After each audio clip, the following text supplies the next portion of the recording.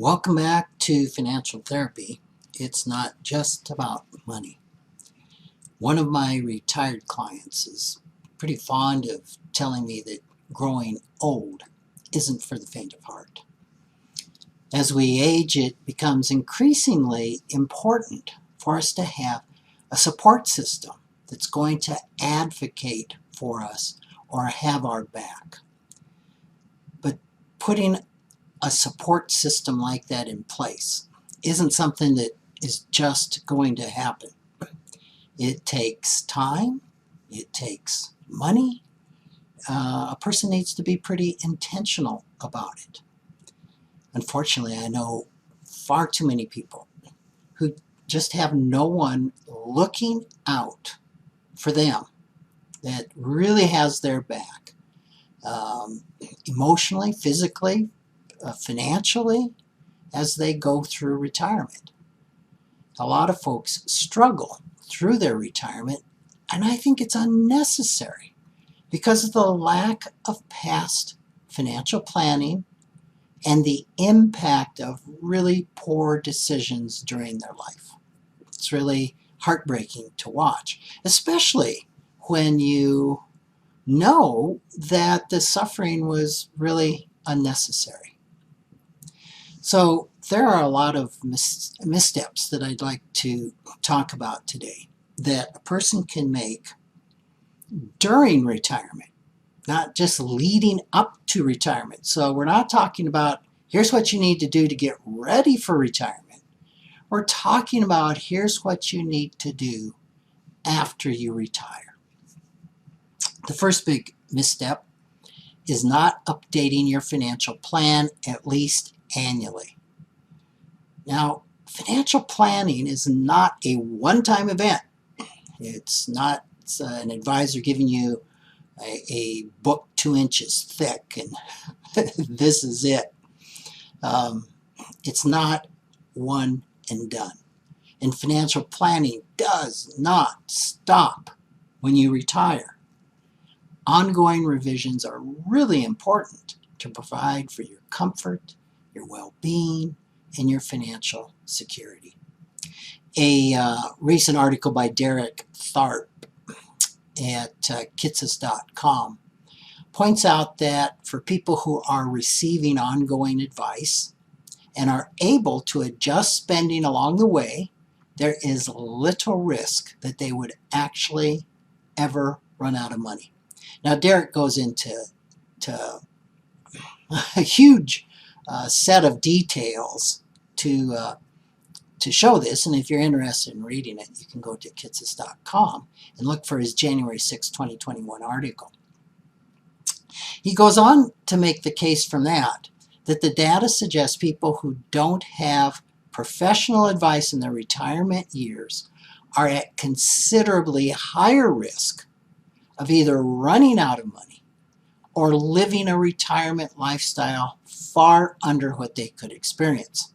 So it's that frequent checkup by a professional that's going to help the retiree make those adjustments along the way that will help them maximize their retirement spending and minimize the chance of running out of money. So that's a big deal. That's a really big deal. And probably right there worth it. And like I said, if you'd like to read about, 14 very technical pages on why, Derek is your man. So the second thing that are missteps that can be made after you retire is assuming that taking money from your IRA is easy. That's like assuming Social Security is easy. IRAs are governed by a complex set of laws and regulations, necessitating a number of complicated strategies for maximizing distributions from them and minimizing the taxes. Now, I'm not going to go into all the rules and strategies involved, but these have to do with RMDs, QCDs, 72Ts, Roth conversions, protection from creditor lawsuits, rollover rules, complex beneficiary limitations, and requirements on IRAs. So if you mess up on any of these rules and the tax deferred status of your IRA disappears, you could be required to hand over up to 40% of your IRA to the IRS. So it's really, really important that a person has some guidance on this. The third is ignoring the emotional aspect of retirement. What else would you expect on a podcast on financial therapy, right? So, financial therapy has two components: finances and therapeutic or emotions. And the transition into retirement and during retirement is much more than just a financial change of life. I would almost say it's more emotional than financial. And a lot of people struggle. They find it difficult to work through this transition successfully. Emotional struggles when they're left unaddressed before and during retirement can not only unravel the best laid retirement plan, they can make retirement absolutely miserable. And there's research out there on the depression that a lot of seniors face. And this is largely unavoidable, but it needs to be planned for. It needs to be considered. By avoiding it doesn't mean that it won't happen. Fourth is an overspending in early retirement. So one of the common missteps that we see is the tendency to overspend during the first 5 years of retirement. This kind of goes back to number one, where it's really important to be having that checkup annually. And so we retire, we have our lifestyle going, and we tend to continue that lifestyle. Now, if your retirement nest egg is huge as compared to your lifestyle, no worries, right? But if your lifestyle is a little higher than what your nest egg can afford, this can be disaster. And unfortunately, a lot of people discover this when it's too late, and there's some damage done. Fifth is the underspending when it isn't necessary. Yes, underspending a problem? The same frugal mindset that accounts for a lot of people being able to save adequate funds for retirement can actually serve to threaten them in retirement. It's a big deal in changing your mindset from saver to spender. This is not easy, and it is an emotional one. I've seen people who fearfully live a retirement lifestyle far less than they can afford because of money scripts that say they're going to run out of money. Or if they're not working for money, that this is really bad, you really got to clamp down. So they continue that mindset that was pre-retirement of struggling to scrimp and save, when the scrimping and saving isn't needed anymore. I mean, here a person's worked all their life, they've been frugal, they've saved, now they've saved enough, and happy days are here, right? Now we can go forth and spend. That is not how the brain is wired for most of us. So it's a real problem. Unnecessarily cutting expenses and sometimes even necessities when the money exists to fully fund those costs for the rest of their life. It might save you money, it might preserve your nest egg, but at what cost? You can actually be wasting emotional energy, spiritual energy needlessly. So this is, again, where it's really helpful to have somebody that not only understands the dollars and cents. I mean, it doesn't help being told, hey, you can spend more.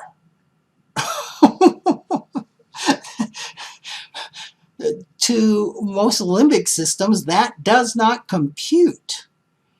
It takes working with those messages, working with those money scripts to kind of understand where are they coming from and really getting to the source of being able to help that part of you understand that it isn't pre-retirement anymore. And the numbers really are there, that they really can do this. But it needs to be, it's the emotions that need to be worked with. Obviously, if it was all cognitive, boom, on the day you retire, there's enough there. My planner showed me that I'm okay.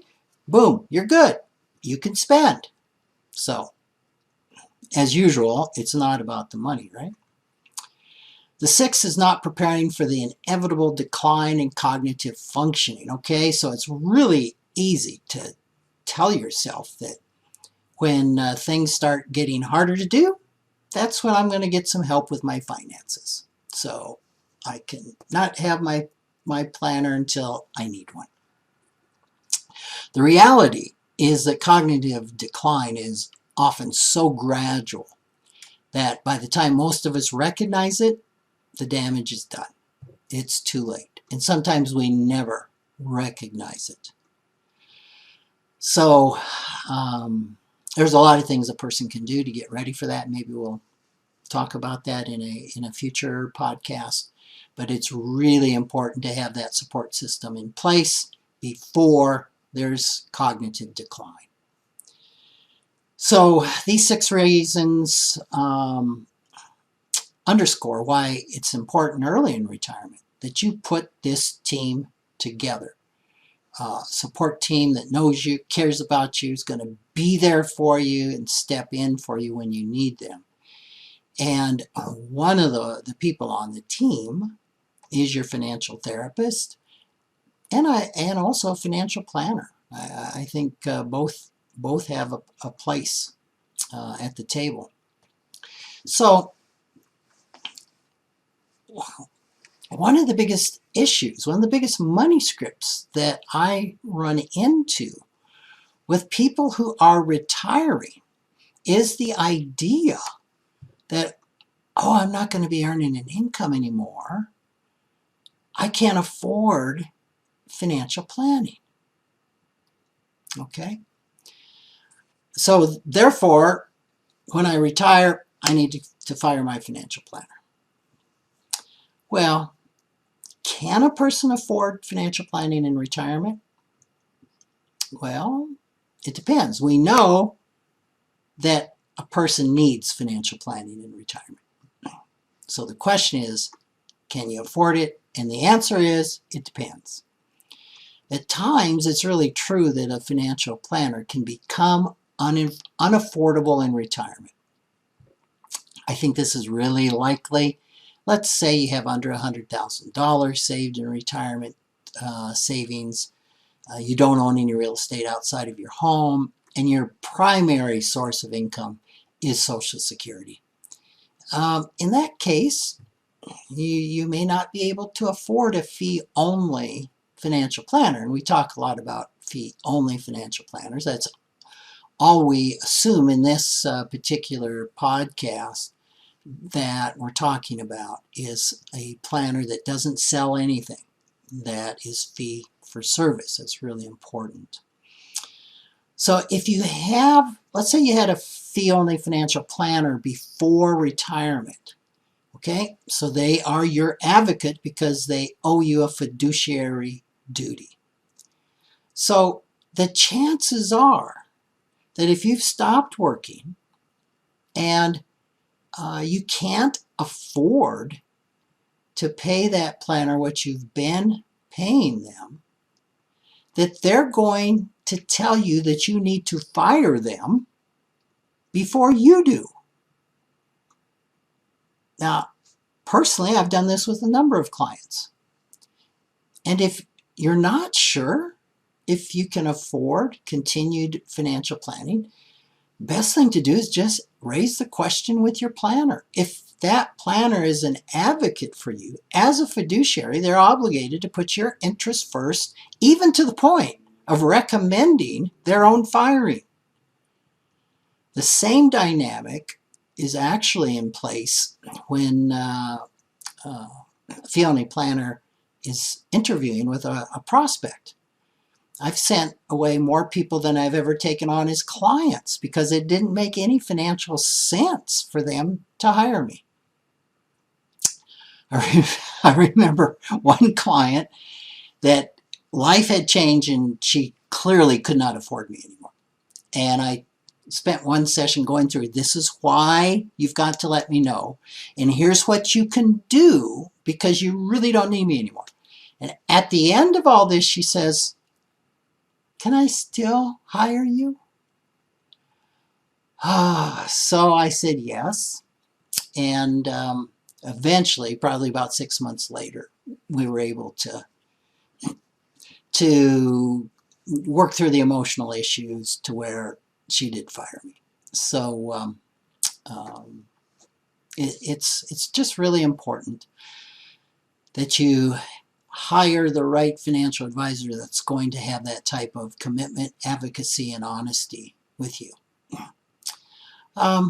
So that's not being able to afford a planner, but sometimes even when a person's financial plan can fully fund ongoing advice and support, some retirees succumb to that fear-based money script that ongoing advice is too expensive. I don't have an income coming in anymore. I'm paying this planner thousands of dollars a year. I can do it myself. So they make an emotional decision that they can't afford financial planning. It's not logical, especially if the planner has put it into the plan. I mean, cutting this particular expense is really ironic when many of your advisors include the cost of ongoing investment and financial planning advice in their retirement income projections. And they base the whole plan on having those included, and therefore you have a certain amount of money that you can spend annually, and many times it's sufficient, and yet we look at those dollars and our limbic system and our brain goes fear-based. And this would be especially true with that person that's frugal. That money script just kicks in. So it's important, really important, to take a look at this emotional issue. And in many ways, the transition from employment to retirement is a time when financial planning can be the most valuable. As I've been saying, going from an accumulating money mindset to a spending money mindset requires a lot of financial decisions and a lot of emotional work. And during retirement, you've got a lot of critical decisions to make in your tax planning, your income planning, estate planning, your health care, investments, Social Security, in addition to all of the financial complexities that most of these decisions have. There's a large emotional component which presents challenges that are really hard to see, and they're really hard to resolve without professional guidance. So like all professional services, financial guidance isn't free. You can elect to do it yourself after you retire, and you can also end up costing yourself far more in financial missteps than you save in financial planning fees. The intangible benefits that a planner can bring to you can save you from making costly mistakes. So the reality is that it's a myth finances get easier in retirement. In many ways, they become more complicated. It's just all too easy for anyone to make the wrong financial decisions when going it alone, right? Like many, many things. And as we age, the possibility of declining cognitive abilities puts us even more at risk for making financial mistakes. So, like planning for retirement, planning in retirement is a dynamic process that never ends. I like to say that retirement is similar to journeying to a foreign country that you've never been to. It takes a lot of time, a lot of planning and research and preparing for that journey. Once you reach your destination, you're probably going to get the most out of the experience if you have a guide. That's, a guide knows the landscape. They know the language. They know the places to visit, the places to avoid. And having somebody like this is an invaluable resource. I remember when I went to Beijing with my family, never had been there. We hired a local guide, Jessie, I believe was her name. And she was with us for 3 or 4 days. Absolutely made that trip memorable. In fact, I remember more about Jessie than I do Beijing. I mean, we talked about Tiananmen Square and Tibet and Taiwan, which my daughter later in the day said, "Dad, you have violated the 3 no-nos of talking to anybody in China." They call them the 3 T's. And you had talked to her about those, all 3 of them in the first 2 hours. So having a guide can really, really make a difference. So, it makes no sense to invest $20,000, say, into a jungle safari, only to decide on the day that you enter the jungle that you need to fire your guide because you can't afford their $1,000 fee.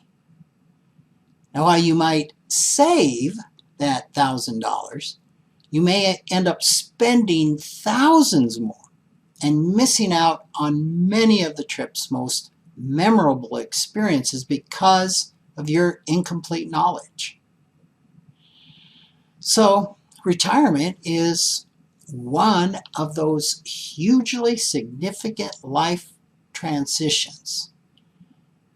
And it will impact every aspect of your well-being, emotional well-being, physical and financial. And having a trusted guide to help negotiate the overwhelming number of details that you need to deal with can be essential. There's a lot of value in knowing that you have a trusted financial advisor, financial therapist, accountant, attorney, and bookkeeper, other people on that team that know you and can advocate for you. So, thanks for joining me. I hope you've enjoyed the podcast, and I look forward to our next segment.